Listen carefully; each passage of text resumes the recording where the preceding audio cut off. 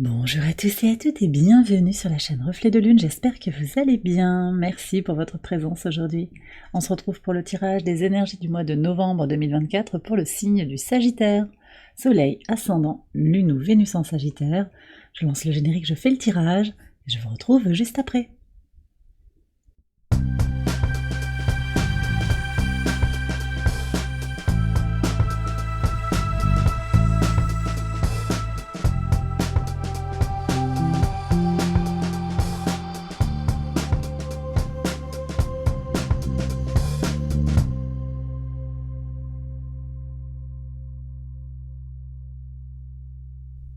Alors on y va les Sagittaires pour les interprétations. Votre arcane majeur du mois de novembre, c'est la Grande Prêtresse.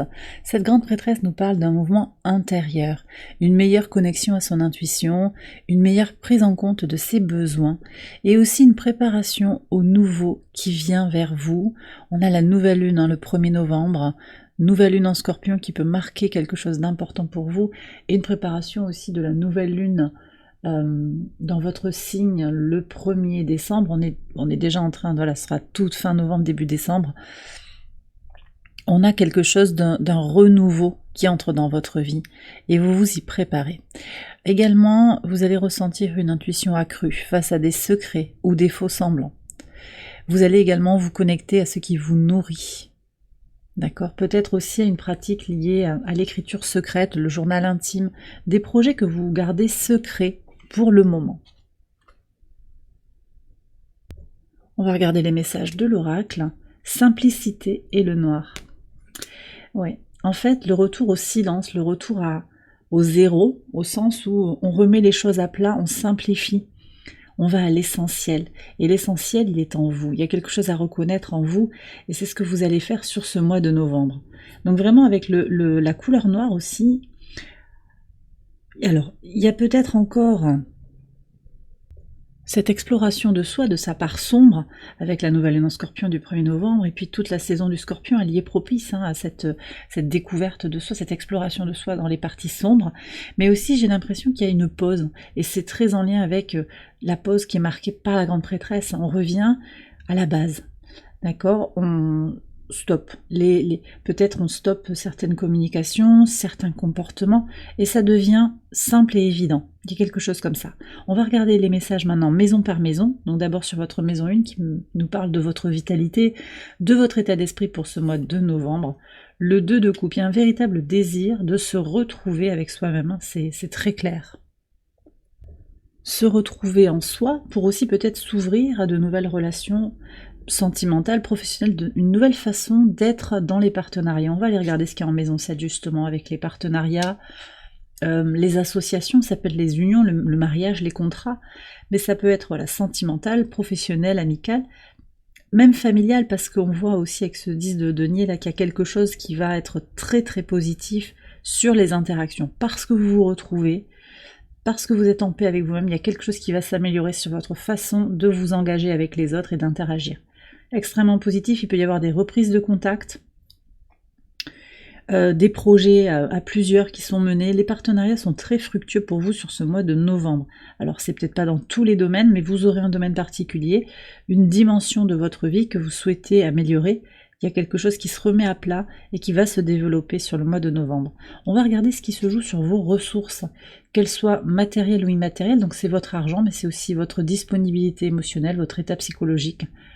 Très très bien, la reine d'épée, on voit qu'il y a une reprise de son propre pouvoir là sur le mois de novembre. Beaucoup de sérénité aussi, c'est une reine qui regarde, en fait, elle fait son travail d'introspection, mais elle affirme aussi, elle agit, elle positionne, elle tranche, d'accord ? Donc il y a cette affirmation qui est très claire. Sur la maison 3, qui nous parle de l'expression de soi, la communication, les échanges, les petits déplacements, les relations aussi avec l'entourage proche et notamment les frères et sœurs, il peut y avoir un impact aussi avec ce 10 de denier. On va voir comment ça se répond. Roi de bâton, très bien. Oui, c'est bien confirmé en fait, sur la façon de vous exprimer, de communiquer, il y a une maturité qui est là, une affirmation de soi. Vous rayonnez, vous prenez en fait le pilotage de votre vie. Vous êtes même moteur dans certaines interactions, et puis en fait, il y a aussi cette idée de prendre ses propres responsabilités et d'engager par votre comportement, les autres à en faire de même. Si vous avez des voyages à faire, des petits déplacements, c'est très soutenu aussi. Si vous avez prévu un déménagement, il y a quelque chose de très soutenu, vous avez bien décidé, bien maturé le projet, et vous savez ce que vous voulez faire. On va voir ce qu'il y a sur les grands voyages. 4 de coupe. Alors, peut-être que c'est pas le mois de novembre le meilleur moment pour vous pour partir très loin, mais par contre, il peut y avoir un voyage intérieur puissant. Donc peut-être pas des grands voyages, encore que, attendez, on me demande de regarder ça. Pourquoi pas de grands voyages? Qu'est-ce qu'on a à savoir?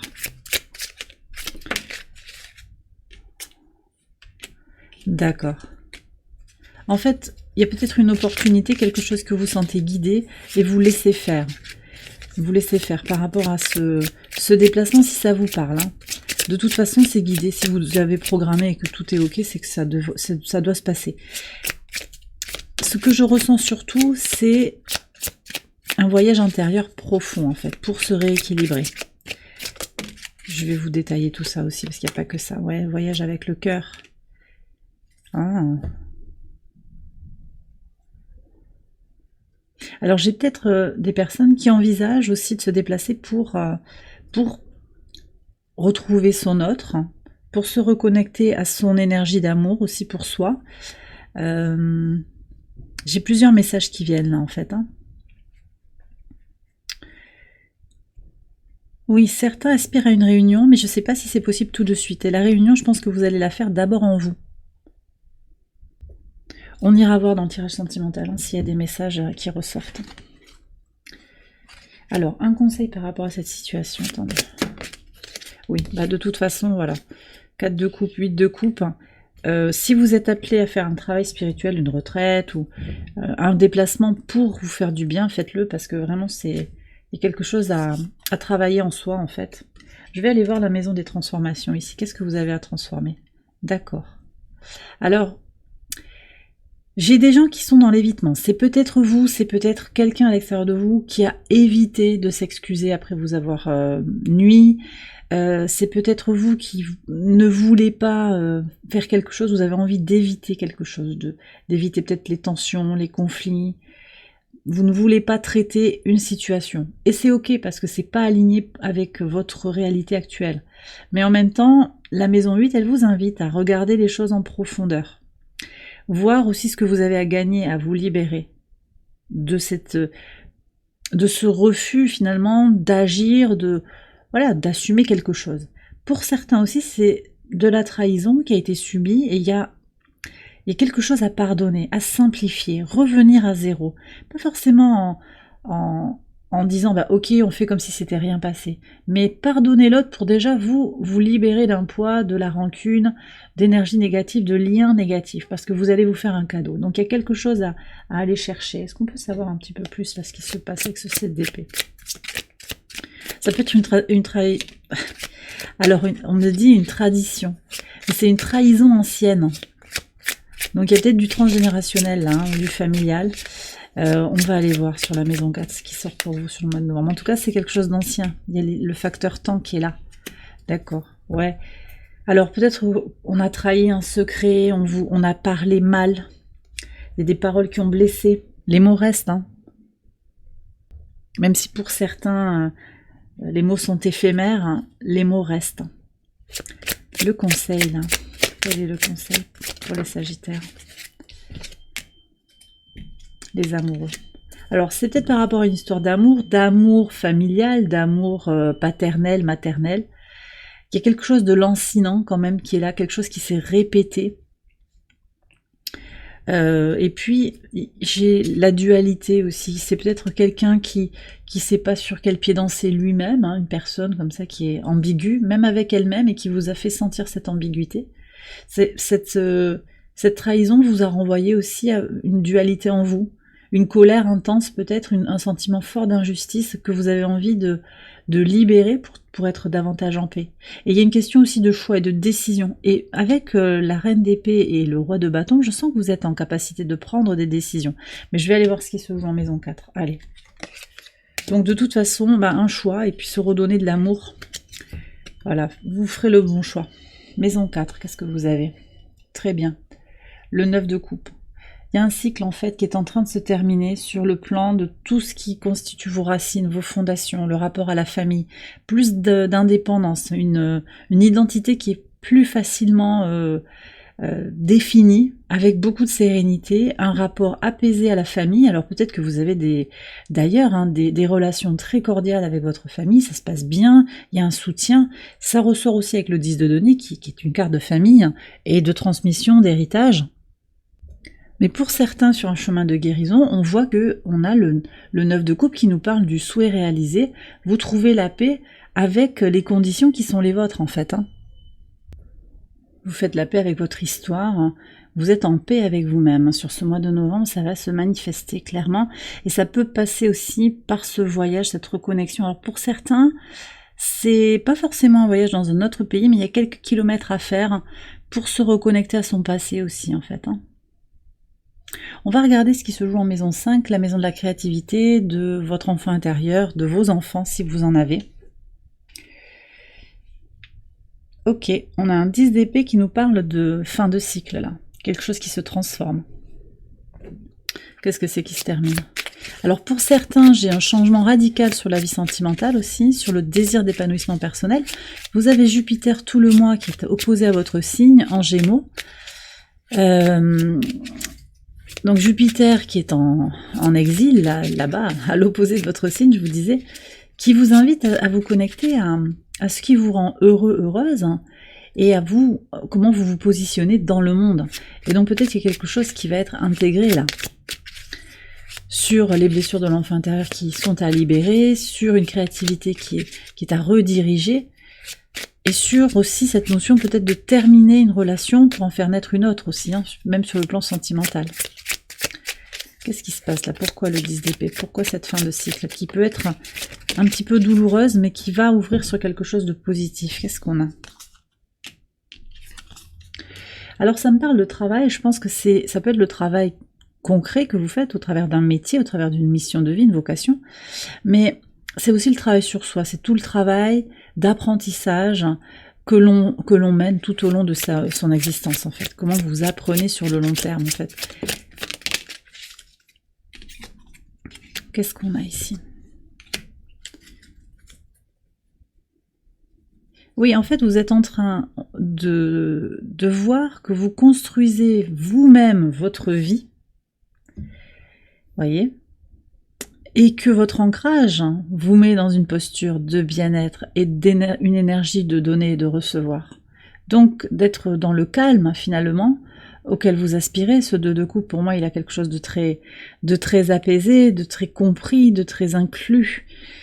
Et on le voit ici. Donc, il y a un besoin, en fait, de se faire un cadeau, de trouver sa paix intérieure, de sortir de ce qui a pu blesser, de ce qui a pu être vécu comme des échecs temporaires sur le plan sentimental, sur le plan de votre créativité aussi, pour vous ouvrir à un nouvel espace plus durable, je pense, plus solide. Alors quel est le conseil là pour passer cette fin de cycle? Ok, on vous dit d'agir avec sincérité, avec passion, quoi. Soyez vous-même. En fait, il y a peut-être eu un échec, je redonne ce mot parce que c'est vraiment le mot qu'on me renvoie, sur une relation sentimentale ou quelque chose qui est encore, qui est pas abouti, qui a besoin de se terminer, de se clôturer. Restez positif et ouvert avec votre cœur. Voilà, c'est ça qu'on vous dit de faire. Je vais quand même prendre une autre carte pour voir ce qui se joue là, sur le courant du mois de novembre, avec ce 10 d'épée. Qu'est-ce qu'on a?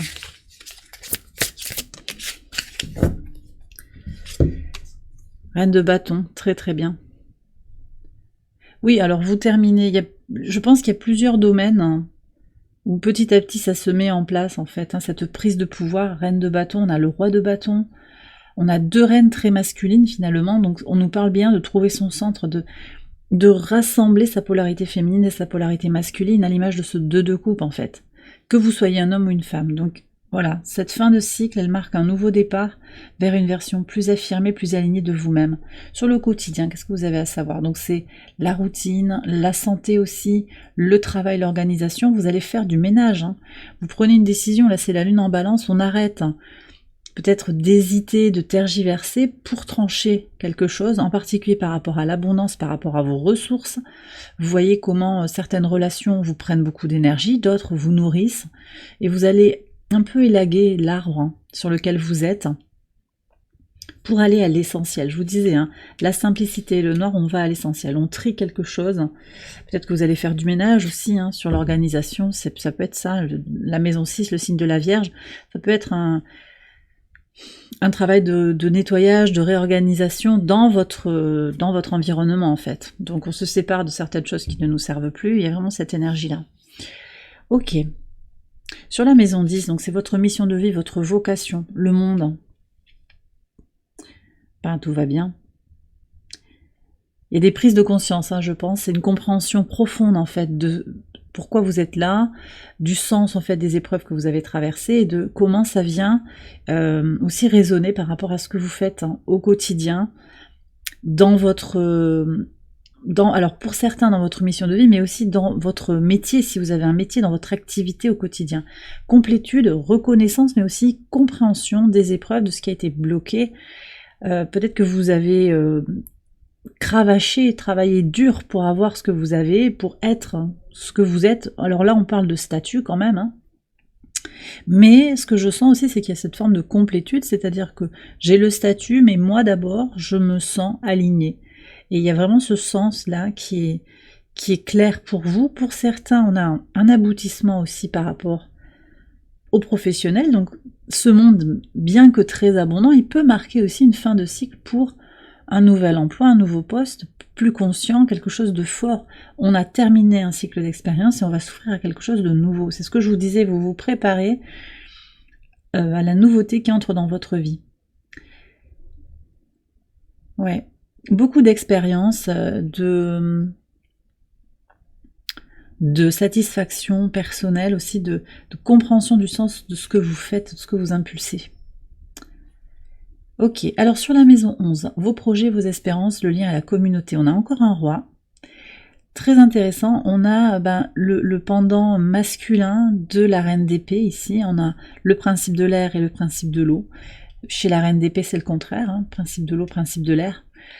C'est pas tout à fait les mêmes énergies, mais ce que je veux dire, c'est qu'il y a quand même... Il y a cette dualité qui se manifeste dans le tirage, dualité rassemblée au travers des cartes. Vous voyez, roi de bâton, reine d'épée, roi de coupe. Il y a vraiment une idée de trouver son équilibre par rapport à ses projets, par rapport à sa vision, son espérance pour l'avenir.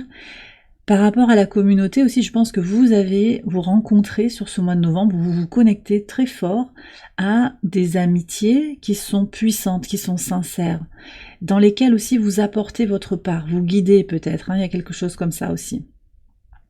C'est pas impossible que vous soyez connecté par les réseaux sociaux ou de par le monde aussi. Il y a peut-être une notion de déplacement pour se connecter à sa communauté. D'accord ?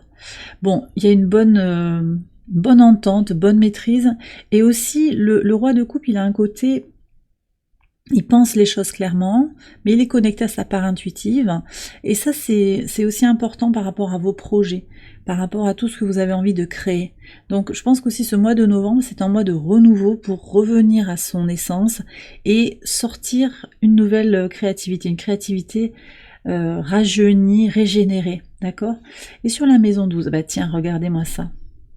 Elle était importante, cette carte du conseil des amoureux. Vous l'avez en leçon. Qu'est-ce que vous avez intégré ? Les amoureux. Donc déjà, cette idée de faire entrer dans votre vie l'amour inconditionnel. D'accord ? Pour vous-même. D'abord pour vous-même, de vous aimer inconditionnellement, mais en conscience aussi. Ça, c'est important. Il y a des décisions peut-être à prendre. Et puis de voir comment votre vie sentimentale, votre vie émotionnelle a impacté votre vie matérielle, peut-être aussi votre vie professionnelle pour certains. Et j'ai un gros soupir qui vient, quelque chose que vous avez besoin de délester aussi. Donc des choses à reconnaître, à délester et un choix, une décision à prendre. Et je pense que c'est quand même quelque chose de très quotidien et de très intérieur. C'est peut-être d'être bien avec vous-même, d'être en paix avec vous-même, avant même de chercher à être, à avoir, comment dire, une connexion particulière avec l'autre ou avec les autres. Vous voyez. Et puis aussi ce qu'on me dit, c'est qu'il y a quand même pour certains une relation sentimentale du passé qui vous a impacté, hein, qui vous impacte encore aujourd'hui, qui vous fait peut-être du tracas aussi. Revenez à l'essentiel. Qu'est-ce qui se passe ici? Pourquoi les amoureux? Ouais, on parle bien de se trouver son centre de paix intérieure. Et avec Bouddha, qu'est-ce qu'on a? Qu'est-ce qu'on a comme message? Ouais. Ah, mais j'avais 2 cartes. Il y avait déjà 2 cartes. Alors j'ai peut-être des gens qui sont en séparation aussi avec un enfant. Il y a peut-être de la culpabilité sur ce qu'est l'amour, l'amour pour ses enfants, l'amour inconditionnel, l'amour pour soi. Est-ce qu'on se priorise? Est-ce que c'est égoïste? J'ai tout ce type de questionnement. Mais j'ai aussi des choses à libérer avec l'enfant intérieur, faire grandir cette part cachée de vous, cette féminité, cette intuition, que vous soyez un homme ou une femme, pour trouver la paix. Hein. Vous êtes en train de chercher ça, continuez cette recherche. Avec l'enfant, qu'est-ce qu'on a comme message? Il y a un voyage. Faire voyager son enfant intérieur ou revenir à son enfant intérieur. Qu'est-ce que vous n'avez pas encore réalisé comme souhait? Parce que je pense que là, sur ce mois de novembre, il y a des vœux, des souhaits qui peuvent être réalisés. Le conseil. Tempérance. Alors ça, c'est vous, hein. Qu'est-ce qu'on a encore? Ah ouais, celle-là, elle a voulu venir. Elle était cachée. Bon, alors. Avec la tempérance, on vous dit de revenir à votre essence. D'accord? On a le signe du Sagittaire, c'est revenir à l'essentiel pour vous. Retrouver votre centre. On a aussi le 2 de coupe. Hein. Pour moi, cette carte, elle nous parle aussi de retrouver son centre et prendre le temps qui est nécessaire. Ne pressez pas le mouvement. Il y a quelque chose à guérir, à transmuter. Le temps va faire aussi que les choses vont s'apaiser. Mais vous avez aussi à travailler sur vous. En tout cas, vous prenez si ça vous parle. Vous êtes en quête de sérénité, ça sort clairement. En quête de libération des blessures de l'enfant intérieur. Il y a des choses à faire pour vous libérer, pour transmuter les épreuves du passé. Et ne pas rester bloqué sur la trahison, la douleur. Oui, ça fait mal, mais il y a quelque chose à libérer énergétiquement, émotionnellement, psychologiquement. Ok. Alors, on va aller voir... alors, je vais faire une extension de ce tirage. Hein. Je vais approfondir tous les éléments, maison par maison, avec... un tarot, des oracles aussi pour approfondir tout ça. Cette extension, vous la retrouvez sur Patreon, je vous ai mis le lien en barre de description. Je vais terminer le tirage ici, d'abord en prenant un message de la source, un message de l'univers au travers de l'oracle Angel Guide. Et puis je vais prendre des cartes aussi de mes oracles. Allez, pour les Sagittaires s'il vous plaît.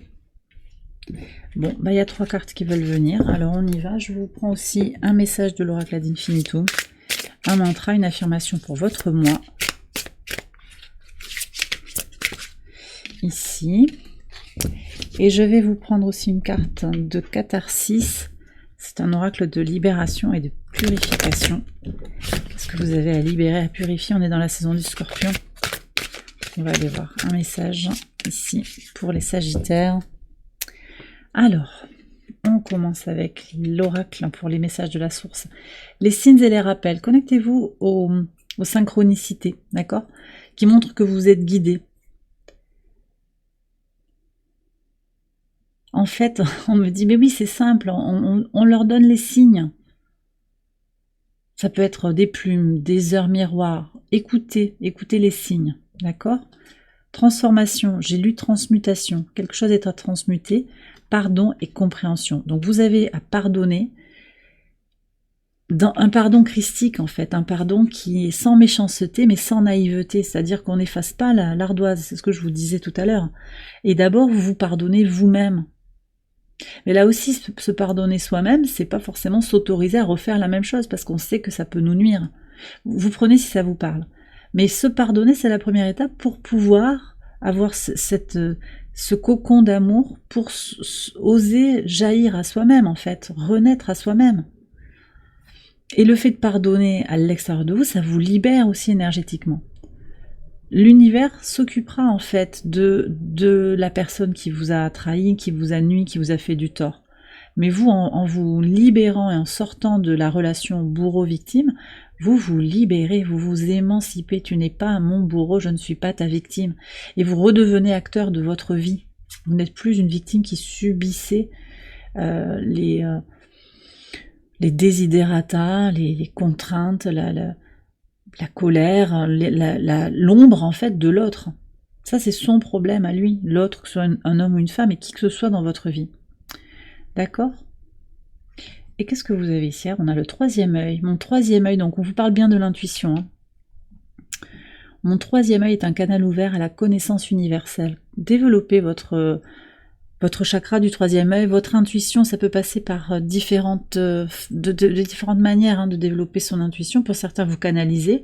Pour d'autres, voilà, vous sentez que vous êtes de plus en plus intuitive et intuitive. Continuez à développer cette force. Et regardez, je trouve ça très intéressant parce que, vous voyez, le calme, c'est ce que je vous ai dit en introduction, on boucle la boucle, hein, c'est la dernière carte du tirage. Le silence est un ami qui ne trahit jamais.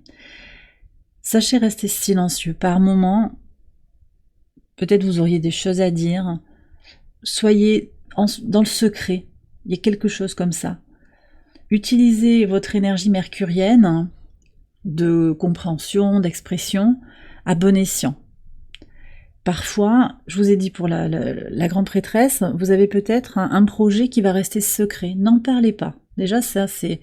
Voilà, moins vous en dites sur vous-même, moins vous prêtez le flanc à ce genre de trahison, par exemple. C'est ce que dit la carte, hein. Vous prenez si ça vous parle, c'est peut-être pas pour tout le monde, mais vous avez peut-être déjà expérimenté ça. Et puis parfois, il n'y a rien à dire. Et rester dans le silence, c'est se connecter à un ami fidèle. Parce que peut-être vous avez été trahi, mais le silence, le calme, la paix intérieure aussi, hein, parce que Neptune conjoint à Mercure, c'est cette idée de rentrer en méditation aussi, de se reconnecter à quelque chose de plus spirituel et de lâcher le mental, c'est aussi ça. Donc la plage déserte, voilà, se retrouver peut-être dans un espace de vide, avec la couleur noire, dans l'obscurité peut-être, un endroit où il n'y a pas de sollicitation. C'est possible qu'on vous demande aussi, on vous propose de vous déconnecter par exemple des réseaux sociaux, de savoir éteindre votre téléphone par moment. Il peut y avoir quelque chose comme ça aussi. Le silence, voilà. Sachez retrouver le silence en vous et générer le silence autour de vous. En vous trouvant dans un espace de calme et de sérénité, pas en demandant aux autres de se taire, hein. C'est ça aussi. Donc revenir à soi. Revenir à soi, au calme intérieur, et faire le silence dans sa tête aussi, en fait, par des pratiques de méditation. Voilà. Et bien voilà, les Sagittaires, j'ai terminé votre tirage, j'espère qu'il vous a éclairé. Si c'est le cas, je vous invite à liker la vidéo, à vous abonner si vous ne l'avez pas encore fait. Vous pouvez également aller voir les autres vidéos de cette série pour votre ascendant, votre lune ou votre Vénus. On se retrouve sur l'extension juste après. Ça se passe sur Patreon, je vous ai mis le lien en barre de description. Je vous souhaite un excellent mois de novembre. Je vous embrasse bien fort et je vous dis à très bientôt pour les prochaines vidéos. Bye bye.